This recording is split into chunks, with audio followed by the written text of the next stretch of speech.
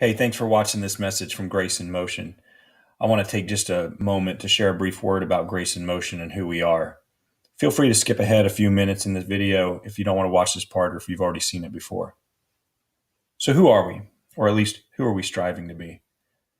Well, we want to be a diverse network of those who are spiritually curious and yet possibly religiously skeptical. Sometimes people are classified as de-churched or unchurched because of affiliations they've had with the organized church in the past. Wherever you are on the faith spectrum, you are welcome. This will probably be most appealing to people interested in the ways of Jesus, but not quite sold on the organized church. We also strive to be a simple faith community. We simplify our doctrines and practices down to one page. We believe that as our emphasis on religion decreases, our access to Jesus actually increases. We have no formal membership. We don't track attendance. There are no dues, fees, or tithes. Grace in Motion doesn't raise funds, and we don't want your money.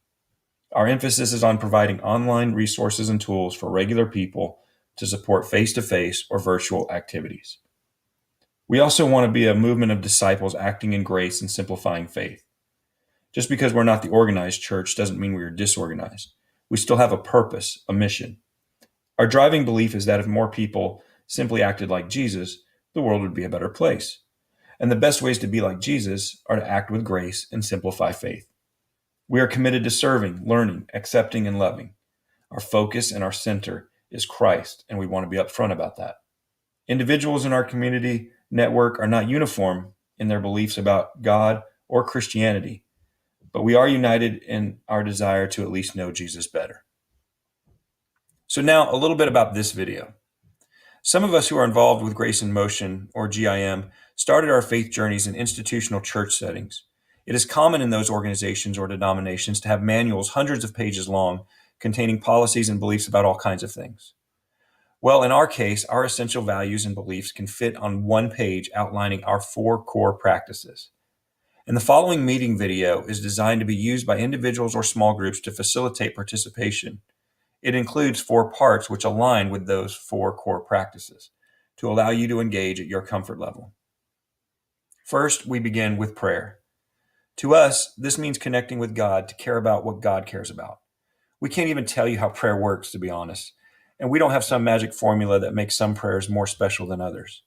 What we do know is Jesus modeled and taught prayer to the people who follow him, so we think it's worth trying out, even if it's imperfect and sometimes messy.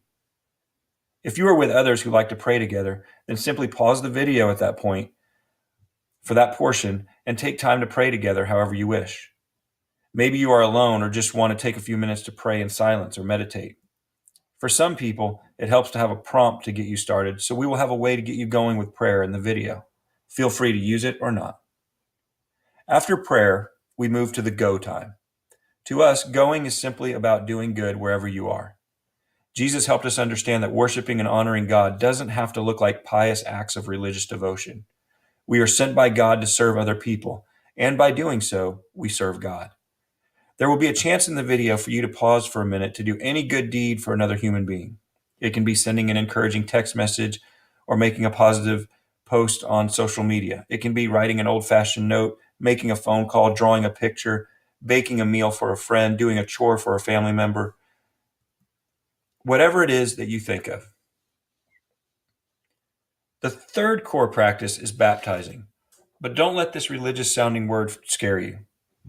Baptism is what people used in Jesus' day to signify uniting with him in new life. It was the common response to his call to follow him and enjoy his salvation and grace and love.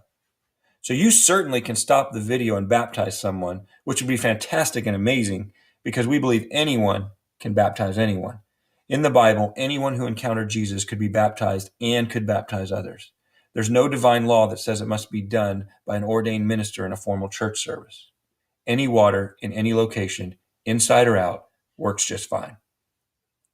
But more than likely, you won't have an occasion to have a baptism while watching this video. So there will be an opportunity for you or someone in your group to share how God is working in their life. It doesn't have to be long or fancy. And if you are more comfortable silently reflecting on that point, then that's fine too. And we will also include ways to hear someone else's story if no one is comfortable sharing in your group or if you're alone. The final part will be the bulk of what this video is all about. There will be a teaching, which will include points along the way for you to individually reflect or discuss with others. We hope you take advantage of the opportunities to interact. The real power is in the participatory approach to teaching and learning. Active engagement on your part is key to the mission behind the messages we share. We hope you find a meaningful way to participate, whether you are by yourself or with one other person or with a group of people. So there you have it. It might not be the typical church service that some of you know, but we think it is a healthy and active way to engage with God and other people. Feel free to add anything you want: music, meals, other activities. My only advice is to keep things simple and easily reproducible. This is meant for ordinary people, you and me, to meet with other ordinary people in the presence of an extraordinary God. Keep it simple and have fun.